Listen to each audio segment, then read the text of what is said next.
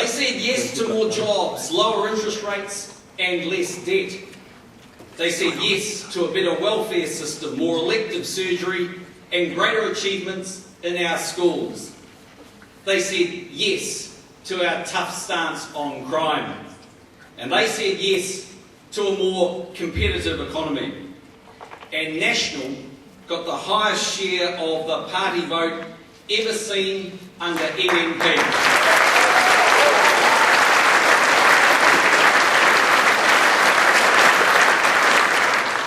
Fellow National Party members, I'd like to thank you for helping secure that fantastic result.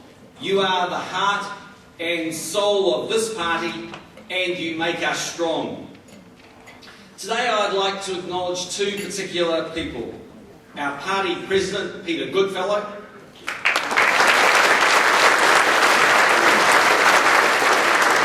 who, if I can say, is emerging very much in the footsteps and mould of Sir George Chapman. And Sir George, we will also acknowledge your presence here today.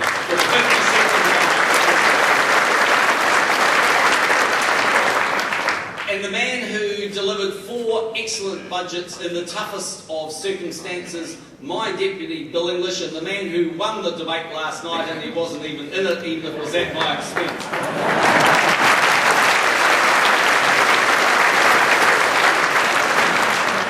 I'd also like to thank all the board members, regional chairs, deputy chairs, electorate chairs, and volunteers. The National Party depends on your hard work, and I can tell you that the caucus knows that and it appreciates it.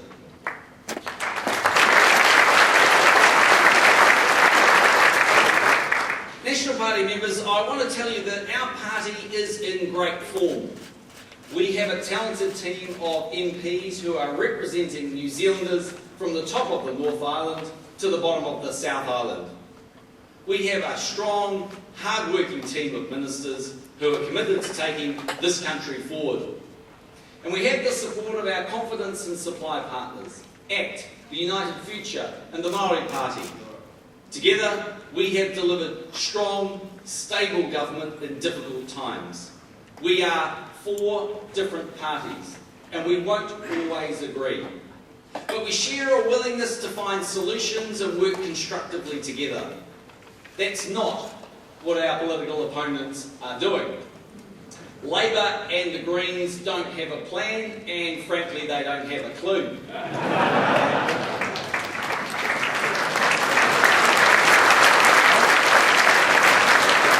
But they do want to do this. They want to spend more money, bring in new taxes, and make you work 2 years longer. They say no to everything that will move this country forward. They say no to 90-day trials which are giving our young people jobs. They say no to further oil and gas exploration. They say no to more irrigation. They say no to jobs that are coming from Australia, and they even said no to those cute, furry, fluffy little hobbits. And the latest thing is they want the unions to help elect their leader. Well, good luck with that one. In the National Party, we seek to govern for all New Zealanders. We have always had a strong core of principles. They run through our party right through its 76 years of history. We believe in a supportive government, but also in personal responsibility. We believe in supporting families. They are the most important institution in our society. We have tolerance and respect for all New Zealanders, and we don't favour one group over another. We believe in supporting people's hard work and enterprise. And we understand that businesses, large and small, create jobs and prosperity in our country. These are the principles our party brings to government. They drive the decisions we make and the policies we adopt. Now, over the past 3.5 years, we have been consistent and upfront with voters. Even people who don't support us know what we stand for. At each election, we've sought a mandate for the new policies we want to put in place. We've made clear assurances about the policies we will maintain. We've stuck to our word, and we're going to continue to do just that.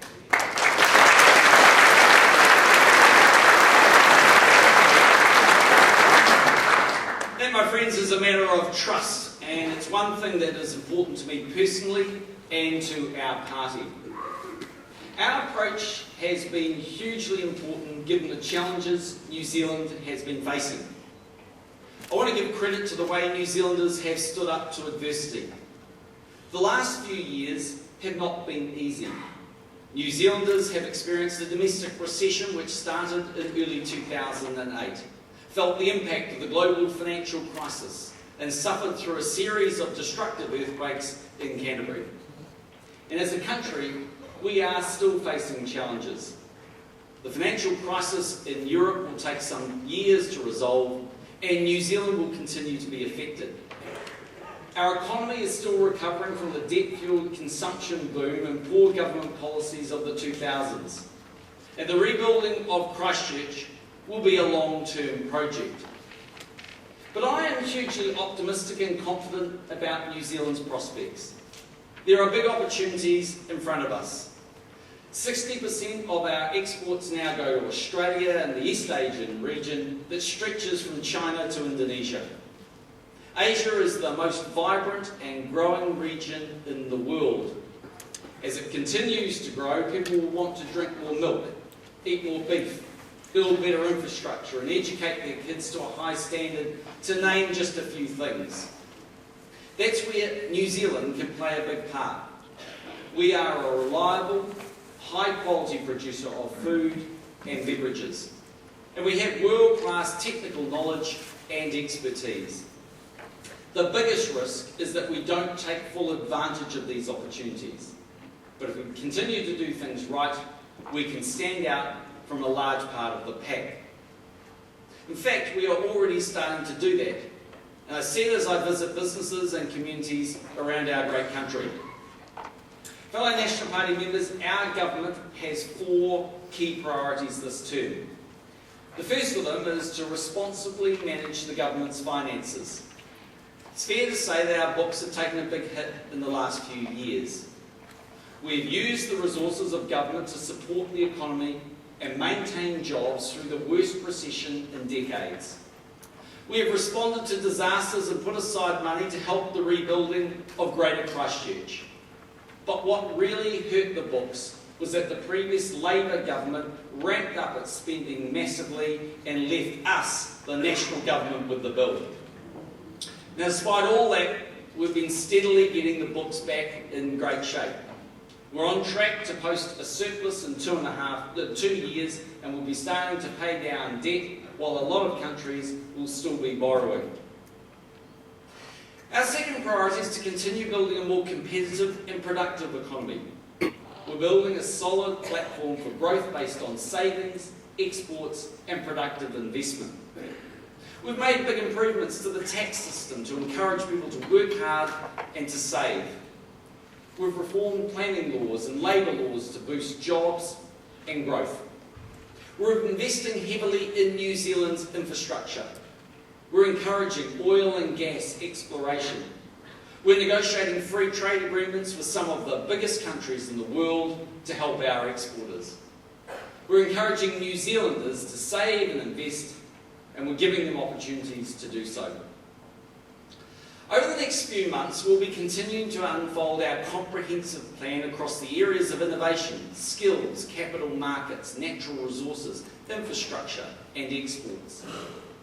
New Zealand is actually doing very well compared to many other countries. Our economy is almost 2.5% larger than it was this time last year, despite the world environment. While that growth is not as high as we'd like, it was stronger than growth in almost every other developed country over the same period. On my visit to Australia 2 weeks ago, business leaders in Sydney and Melbourne were sitting up and taking note of New Zealand's increased competitiveness. Some have already started to move jobs to this side of the Tasman. So we're heading in the right direction. Our third priority this term is to deliver better public services. The government is firmly focused on getting results. Not on how much money we are spending, but on actually getting things done. Getting traction on difficult issues like reducing crime and long-term welfare dependency.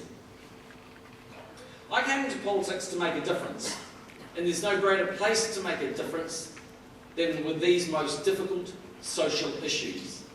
That's why we are reforming the current system of benefits to help get people off welfare and into work.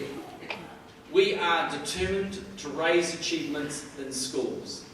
We are providing more elective surgery. We are reducing waiting times for cancer treatment, first specialist appointments, diagnostic tests, elective surgery, and for people waiting in emergency departments. And we are strengthening sentencing, parole and bail laws. On top of all that, I recently announced a set of results I personally expect the public sector to achieve over the next 5 years. For example, we've set targets to reduce violent crime by 20% and reduce the incidence of rheumatic fever by 2/3. We have set some very challenging targets, but we make no apologies for that because it's what New Zealanders deserve. Our fourth and final priority is to rebuild Christchurch, our second largest city. Good progress has been made on the rebuild and recovery, although there's a long road ahead. Later this month, I will be in Christchurch with Jerry Brownlee to launch the blueprint for the implementation of the Central City Plan and the CBD rebuild. This will give property owners, developers and the business sector a clear picture of the layout of the rebuilt city and how they can be involved. I want to take this moment to thank Jerry and our team of MPs in Christchurch for their remarkable hard work and unstinting dedication to the job in Christchurch.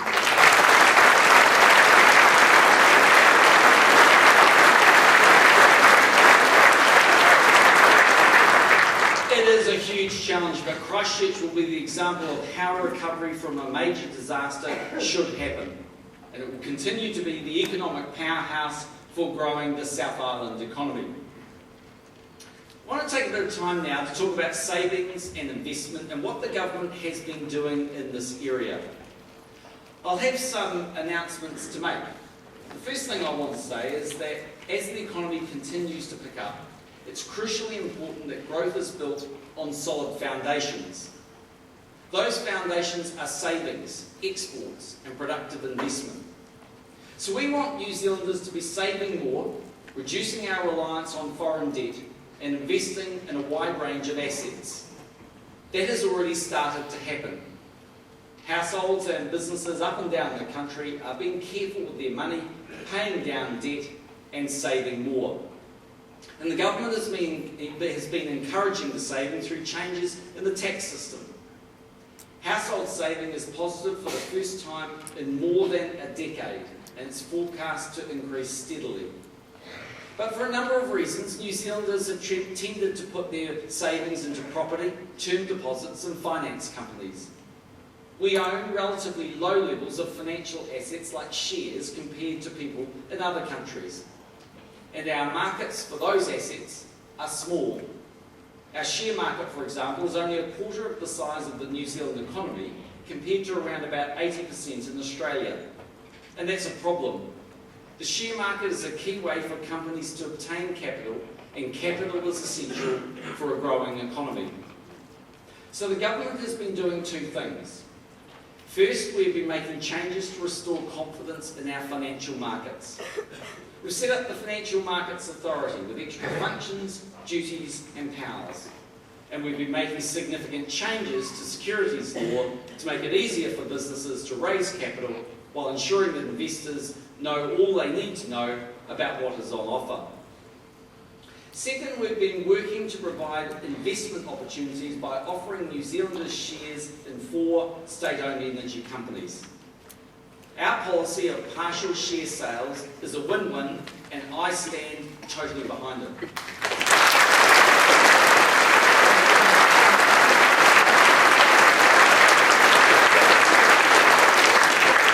So let me explain. It's good for savers because it opens new opportunities to invest in large local companies, whether directly or through managed funds like KiwiSaver. It's good for taxpayers because we expect to generate between $5 and $7 billion in proceeds. The government is going to invest these proceeds in new public assets like modern schools and hospitals. And that is money we won't have to borrow from overseas lenders. Partial share sales are good for the companies themselves because of increased oversight and commercial discipline. And they are nothing new for New Zealand. We have living, breathing examples of mixed ownership companies already, like Air New Zealand and Port of Tauranga. These share offers are nothing like the asset sales of the 1980s and early 1990s. The government will decide the initial allocation of shares, and on behalf of all taxpayers, it will retain at least 51% control, and no other shareholder will ever be able to hold more than 10%. Each of the share offers will be organised so that New Zealanders are at the front of the queue for shares. When we do the share offers, we expect to see around 85 to 90% of New Zealand ownership of these companies. Shares will be owned by the government, by individual New Zealanders and funds like KiwiSaver, ACC and the Super Fund. Our intention is for the first share offer of Mighty River Power to happen later this year, subject of course to market conditions. And now that Parliament has passed the necessary legislation, we're seeing a lot of interest from New Zealanders in how they can get more information and be at the front of the queue. I'll talk a bit more about that in a moment. But first I want to acknowledge that a lot has been said in the last weeks about the ownership and allocation of water. That's not unexpected. But the government's position is clear. Selling shares in power companies doesn't affect any of the regular and ongoing discussions we have about water issues and won't change the outcome of them. So we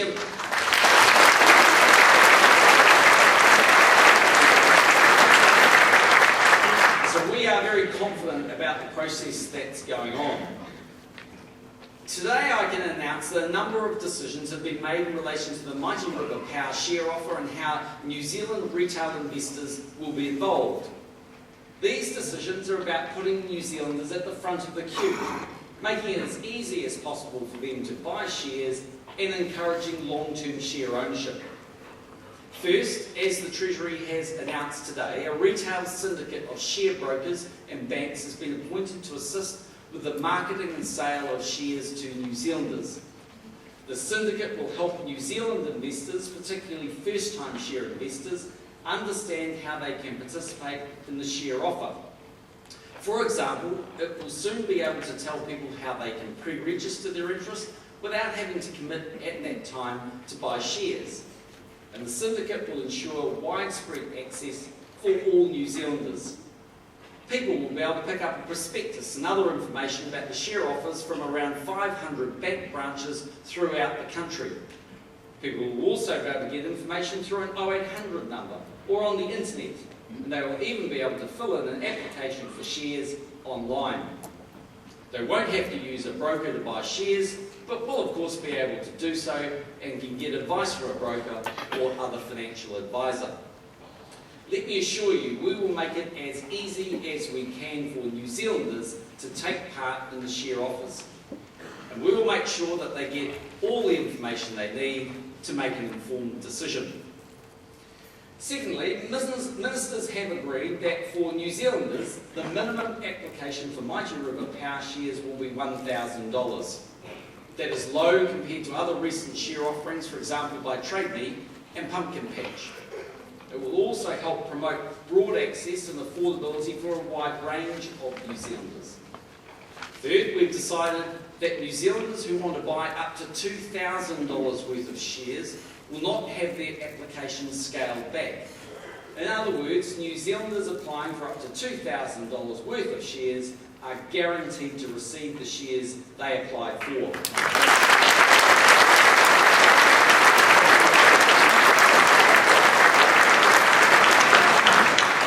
And it's important to understand, big institutions aren't getting any guarantees. So this is another way that we're putting everyday New Zealanders at the front of the queue. Finally, we've agreed to offer New Zealanders a loyalty bonus. New Zealanders who keep their Mighty River Power shares for a certain length of time will get a loyalty bonus in terms of additional shares. We're working through the time period that's involved here, but it's likely to be somewhere around about 3 years. The government believes it's important to recognise the loyalty of New Zealanders who retain their shares.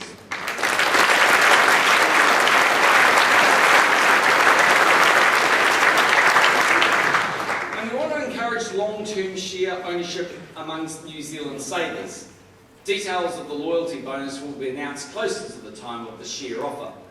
Decisions about other aspects of the share offer will also be made over coming months.